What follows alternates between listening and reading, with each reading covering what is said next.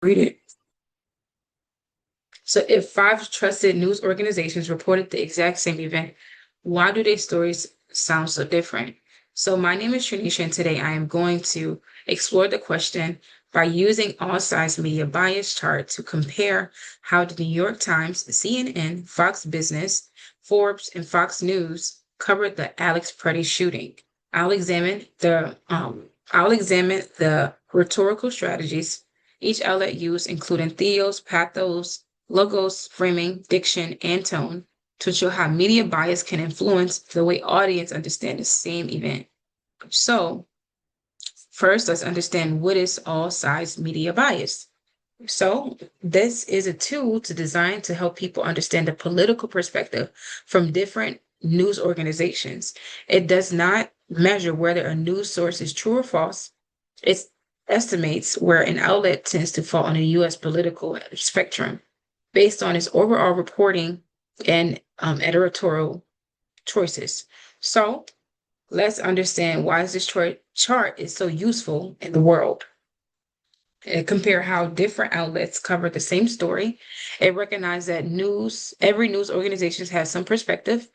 They avoid relying only on one source of important issues. Um, develop strong media literacy and critical thinking skills. So this is just something that I have pulled up as well. Reasons why is useful. But let's understand one by one which each um, news source have gotten from the Alex Preddy shooting. Okay, one moment.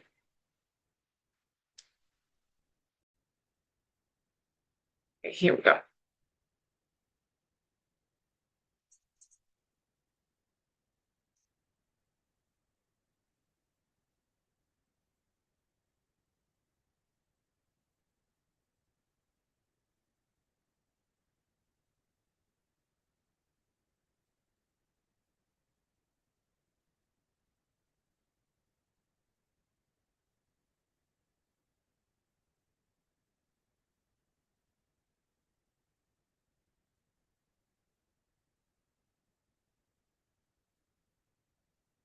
Okay, so that's CNN, right?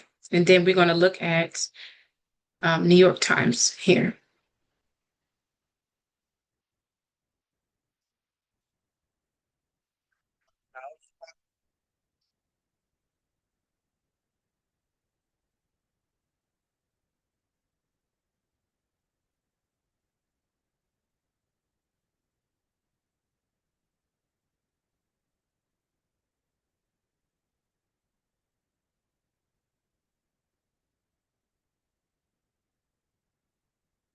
So that's New York Times.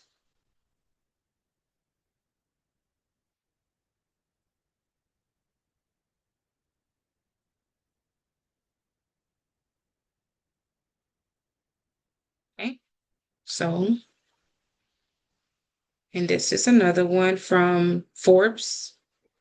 It says Border Patrol agent involved in Alex Preddy shooting put on administrative leave. So this is talks about how the key facts here says the move is standard protocol according to the unnamed Department of Homeland Security official cited by the New York Times. Two agents who fired their weapons were placed on leave according to Fox News, which cited a DHS official who said administrative leave is not indicative of suspicion of wrongdoing. So these are just some things that Forbes had to say about the shooting of Alex Preddy, that he was put on leave. Okay. And then this is Fox News. Let's see another one. Alex Preddy, um, 37, identified as a man fatally shot by the Border Patrol agent in Indianapolis. Okay.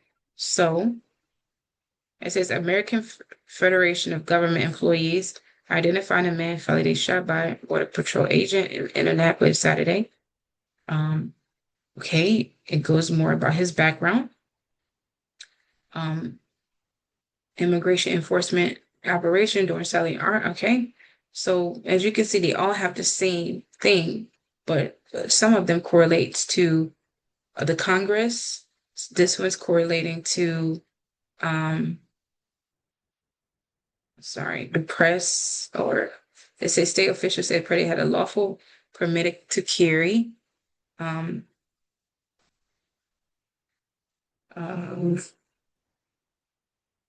else did they say?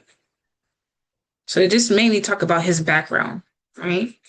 Let's talk about his background. Let's see another one.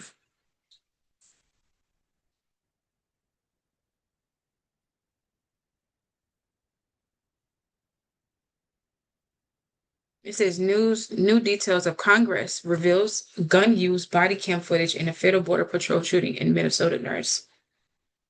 So it says the Trump administration sent notification to Congress Tuesday providing a preliminary review of fatal border patrol shooting of 37-year-old Alex Pretty, including the timeline of events leading up to the incident and new details about the officers who opened fire. So Pretty, a U.S. veteran, right? Okay, it says video appeared to show him attempting to help a woman knocked down by agents when he was sprayed with irritant and pushed to the ground and beaten. So footage showed an agent pulling Pretty's suspected gun from his waistband before other agents fired nearly a dozen shots. So this one goes more into the Congress. They wanted to pull footage of the body cam and understanding more or getting more evidence and investigating more about what happened. So let's see from one of the communities, or how do they feel about this? So hopefully you can hear. I hope so.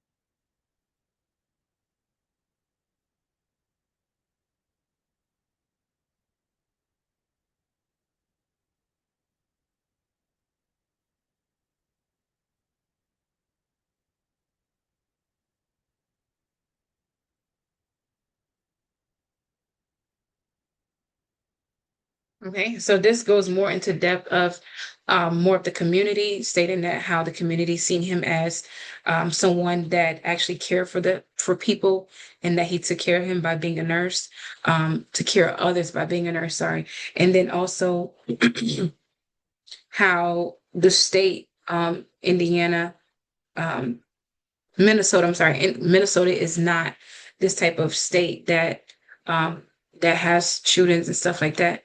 But as you can see, there's different there's different perspectives from different viewpoints, either in the all sides media bias and even from the perspective of the community. So let me just stop sharing my screen here. I'm just going to go more in depth of. So now I'm going to go more into depth of the rhetorical strategies of all the things that we have seen, whether it's through the media article or just videos from other people's perspective. So all 5 outlets establish credibility by citing officials, witnesses, videos, or investigators. As we've seen in the New York Times, CNN, Forbes rely heavily on video analysis and investigative reports. Fox News and Fox Business emphasize statements of government officials, of members of Congress. So every outlet presented factual information, but each selected different facts to emphasize on. So one side, which is, I believe it's left, left, left, left, right, left, left, center, right, right. But left lean, which is like the second to left, focus on more of the video evidence and contradictions, which was the from New York Times and CNN. And then the New York Times and CNN often highlighted Pretty's background as an ICU nurse, included emotional details about shooting impact of his family and community. Fox News often emphasized the danger faced by federal officers and the unrest that followed, appealing to readers' concerns about the public safety. Um, Also, what else can I say? What else did I write here? Framing is often where media bias is most noticeable. So, what's the other one? Sorry. So, New York Times framed the story of a question of government accountability and use of force, focused on eyewitnesses, videos, timelines, investigative evidence. As I stated, they had the article and video footage stating of what happened, going into depth of slowing down the video. I didn't even play the whole thing, but they slowed down the whole video and looking and analyzing everything in that video. So that was pretty that gave me more of my own perspective. Like, why did they really do that to him? But that's not why I'm here. I'm here for this. So CNN framed its investigation into whether officials claims match the available evidence. So they had new footage that they had gathered to match the available evidence that they had to see if it's, what's the word? To see if it's the same, I guess, or if it was true. Well, I can't say true because it's not true or false, but yeah. Forbes framed around political messages and fact checking government statements. So they in Forbes, they also had like the Congress is well involved, like Donald Trump and other Congress members to look at the government statements. So I say all this to say, um, all side media bias have different perspectives, right? Helps readers to understand the news organizations that can report the same event while emphasizing different aspects of the story. So the five outlets, many of have the same core facts, but different in framing, tone, and even the diction and the sources they prioritize. So recognizing these um, rhetorical strategies allows readers to compare perspective critically rather than relying on one single news source. So this has been very intriguing to me because I didn't really think that I can break down why, like, look at the footage. Now, I don't really consume into news and things like that because I always think there's something bad that's on the news that's not helpful for my mental state. So I just would stay from that. But um, I say all this to say is to really analyzing and realizing, okay, this has something to do with the Congress. This has something to do with his background. Like the news have different, they have the same story, but different points that they correlate to, they focus on. So I'm truly thankful for allowing